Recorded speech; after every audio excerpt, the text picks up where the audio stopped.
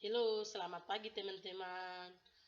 Kami di sini dari kelompok 4 mempresentasikan hasil kerja kami. Perkenalkan, nama saya Imelda Winda, NPM 1914-430020. Yang kedua Marcelo Ima 1914-43003. Kami di sini mempresentasikan tentang demokrasi Indonesia. Sila pertama saya akan menjelaskan konsep demokrasi. Demokrasi merupakan salah satu bentuk atau mekanisme sistem pemerintah suatu negara sebagai upaya menunjukkan kedaulatan rakyat atau negara yang dijalankan oleh pemerintah. Seperti contoh, konsep demokrasi salah satu bentuk dalam demokrasi terpimpin memilih dicegah untuk memiliki dampak yang disignifikan terhadap kebijakan yang dilaksanakan oleh negara. Poin kedua, demokrasi berasal dari kata demos yang diartikan rakyat, dan kartos atau triges yang artinya kekuasaan.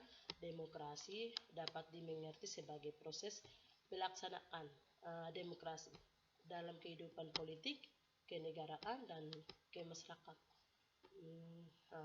Poin ketiga, secara umum demokrasi adalah suatu sistem pemerintah di mana rakyat diikuti serta dalam pemerintah negara serta sebagai penentuan keputusan dan kebijakan tertinggi dalam menyelenggarakan negara dan pemerintah serta sebagai pengontrol terhadap pelaksanaan baik secara langsung oleh rakyat atau melalui lembaga perwakilan.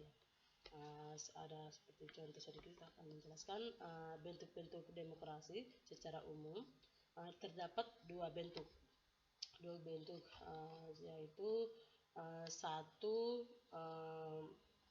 demokrasi yang dilakukan secara langsung. Dua, demokrasi yang dilakukan secara perwakilan tak langsung. Sila kedua, saya akan menjelaskan lagi perkembangan demokrasi. Demokrasi kerajaan pada masa revolusi.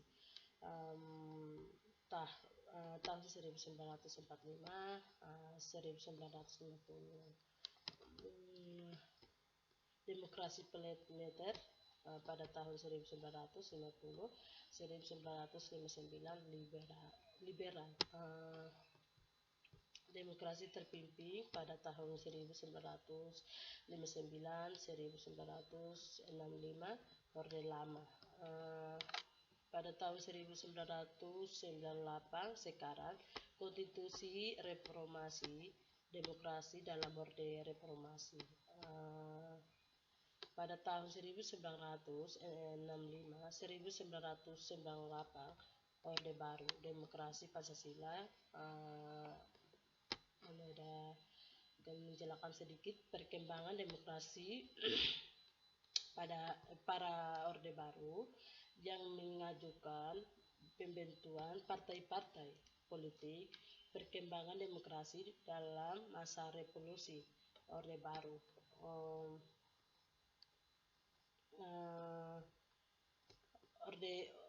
Pada Orde Baru yang dilakukan masa-masa Orde Baru. Terus yang keempat, sila keempat, demokrasi Indonesia.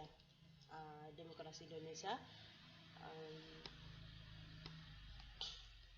demokrasi untuk semua.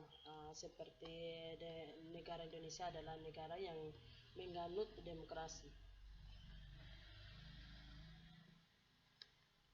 Konstitusi, contohnya seperti salah satu negara kepulauan yang besar dan multikultural. Indonesia merupakan salah satu negara di dunia ini yang menerapkan demokrasi dalam kehidupan bernegara masyarakat. Contohnya seperti demokrasi yang dilakukan oleh mahasiswa atau oleh siapa saja yang dilakukan. Terbesar poin pertama, kebebasan sipil. Yang kedua, kebebasan berbicara. Yang ketiga, kebebasan akademik. Yang keempat, kebebasan berorganisasi. Yang kelima, demokrasi untuk semua orang. Contohnya seperti demokrasi untuk terpilih, untuk menjadi penjabat atau presiden atau DPR, untuk demo-demo yang dilaksanakan oleh mahasiswa atau masyarakat yang dilakukan untuk demo. Yang hasil kelima, saya akan menjelaskan lagi urgensi pendidikan demokrasi. Pendidikan kewarganegaraan sebagai demokrasi ini, saya akan menjelaskan sedikit.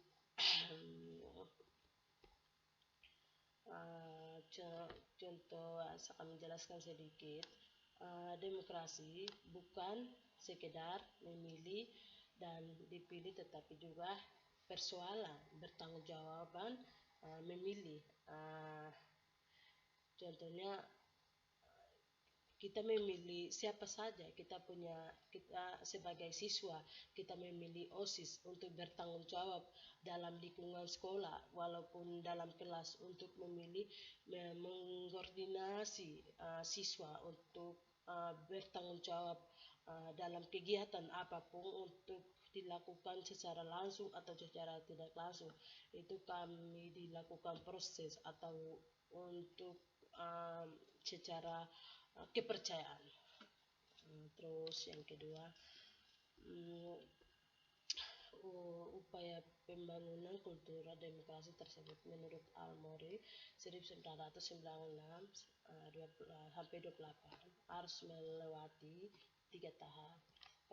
Pertama, pembangunan institusi yang demokrasi. Kedua, menciptakan kondisi sosial dan personalitas hidup yang mendukung terwujudkan demokrasi. Ketiga, mewujudkan struktur sosial dan kultural politik yang demokrasi. Ada 3 tahap. Menurut Al-Mori yang dikatakan mengembangkan institusi atau demokrasi seperti yang dilakukan, seperti seorang pemimpin, sebelum dia menampilkan sesuatu apapun kegiatan, harus dia secara pribadi, secara hidup dia harus mempersiapkan struktur atau visi misi untuk kerja, baru bisa dilaksanakan secara langsung untuk diterapkan kepada masyarakat. Yang ketiga, jika demokrasi merupakan sesuatu yang tak bisa ditawarkan lagi bagi bangsa Indonesia, maka pendidikan kewarganegaraan civic education adalah salah satu upaya menjamin budaya demokrasi. Upaya ini menjadi penting dan urgen dalam membangun keadapan demokrasi.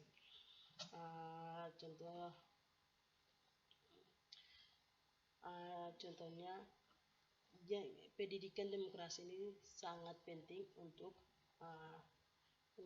bagi mahasiswa atau kami sebagai warga negara, untuk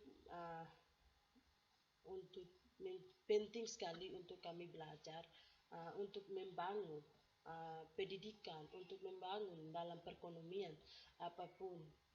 Selain lainnya, kami bisa belajar semua untuk awal permulaan kedaulatan rakyat, memerintahkan berdasarkan persetujuan yang diperintahkan, jaminan hak asasi manusia, memilih yang kebebasan, adil dan jujur. Kita seperti mahasiswa, kita kedaulatan rakyat, pemerintah berdasarkan kita sebagai mahasiswa jaminan hak asasi manusia memilih yang. Baik, di sini saya akan melanjutkan presentasi dari kelompok kami. Perkenalkan, nama saya Marcelo Imam. Nah, tadi kan mungkin sudah dijelaskan pendidikan kewarganegaraan sebagai pendidikan demokrasi. Nah, demokrasi yang sehat ini berkaitan erat dan bergantung kepada pengembangan budaya warga negara yang demokratis.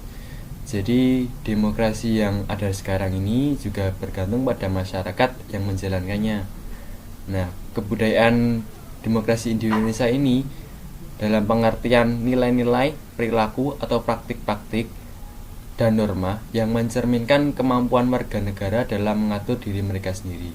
Nah, di Indonesia sendiri ini budaya demokrasi sudah mulai ada.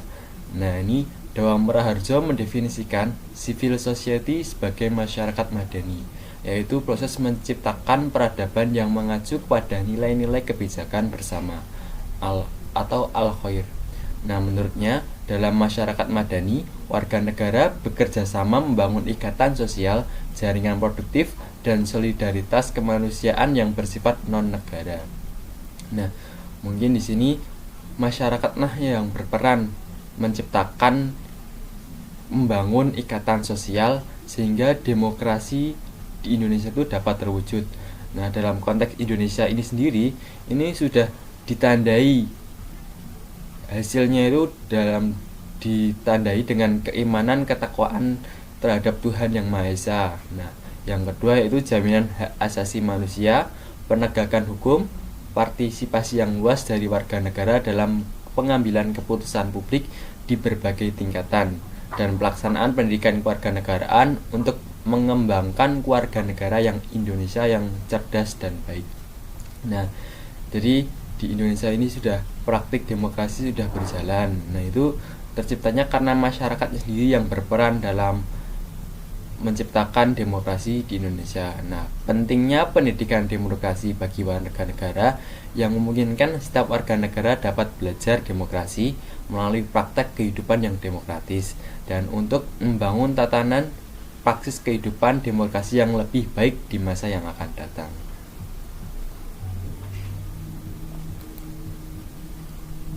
Nah, selanjutnya saya akan menjelaskan tentang gelombang demokrasi. Nah, gelombang demokrasi ini di global ya, di dunia itu terdapat 3 gelombang. Nah, yang pertama itu tahun 1820 sampai 1918-an. Nah, ini pada abad 18 dan abad 19. Nah, gelombang yang pertama ini ditandai dengan lahirnya nasionalisme dan kegagalan modernisasi yang pertama.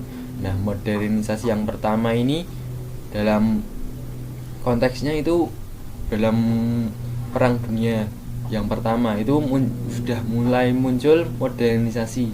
Nah, itu banyak sekali senjata, terus teknologi sudah mulai masuk. Nah, ini menjadi kegagalan gelombang demokrasi yang pertama. Nah, ini faktor penyebabnya yaitu nasionalisme tadi. Yang kedua, Perang Dunia yang pertama 1914 sampai 1918. Yang ketiga, Revolusi Oktober Rusia. Yang keempat, fasisme di Italia dan di Jerman. Nah, di Jerman ini mungkin sudah mengingat ya, mungkin Perang Dunia yang pertama ini karena Jerman juga, jadi ada Perang Dunia pertama ini juga akhirnya menyebabkan gelombang demokrasi yang pertama ini gagal. Nah, selain itu di terakhir abad ke-19 ini demokrasi memperoleh keuntungan dari zaman pencerahan dan 2 atau 3 abad diisi dengan pembangunan sosial dan ekonomi. Nah, di sini pembangunan ekonomi juga mulai ada karena tadi sudah mulai modernisasi ya. Jadi di akhir abad 19-an ini sudah ada modernisasi sehingga demokrasi yang pertama itu gagal. Selanjutnya yaitu gelombang demokrasi yang kedua yaitu tahun 1945 sampai 1062. Nah, gelombang kedua ini bahwa kejaman ekonomi dan salah pengelolaan dari negara-negara demokrasi itu menyengsarakan masyarakatnya. Jadi demokrasinya masih cacat, maksudnya belum sepenuhnya menjalankan demokrasi. Ini ditandai dengan dekolonisasi dan kegagalan modernisasi yang kedua. Nah, ini terjadi pada Perang Dunia Kedua. Ini karena ekonomi kan di Perang Dunia II ini sangatlah menyengsarakan sebagian negara-negara, sehingga negara itu banyak saling menjajah, dan di sini pengelolaan demokrasi yang baik itu belum ada, karena masih ingin ekspansi wilayah dan bukan fokus kepada negara sendiri, tapi tetap untuk saling menguasai negara lain. Nah, era ini kemudian mengalami penurunan karena faktor-faktor yaitu Perang Dingin.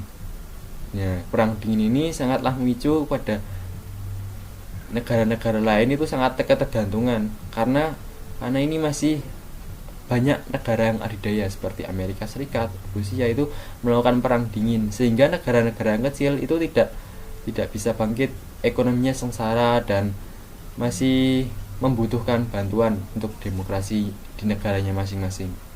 Yang kedua, munculnya otoritarianisme. Yang ketiga, bagi negara yang berkembang, ya ini korupsinya sangat merajalela. Jadi bagi negara yang baru berkembang ini korupsinya sangat merajalela karena salah penciptaan demokrasinya tadi. Jadi demokrasi belum diterapkan secara optimal dan maksimal. Nah, di sini karena itu tadi banyak penguasa yang korupsi. Yang keempat, kalangan militer menegaskan kembali dirinya salah satu kekuatan yang semi absah.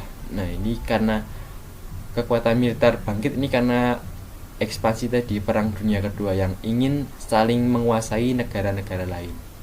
Nah, itu tadi dua gelombang yang mengalami kegagalan. Nah, selanjutnya itu gelombang demokrasi yang terakhir itu pada tahun 1974 sampai sekarang. Nah, ini boleh menurut kami itu gelombang demokrasi yang ketiga ini karena stabilitas negara-negara itu sudah stabil. Karena kan pada tahun 1974 itu mungkin sudah ada PBB. PBB di sini sudah istilahnya menjadi keamanan dunia, sehingga negara-negara itu tetap fokus pada mereka sendiri untuk membangun demokrasinya pada negara masing-masing. Nah, pada era ini ditandai dengan masyarakat sipil itu memiliki peran menentukan transisi otoritarianisme pada saat itu. Jadi masyarakatnya lah yang berperan dalam mengembangkan praktik demokrasi di negaranya.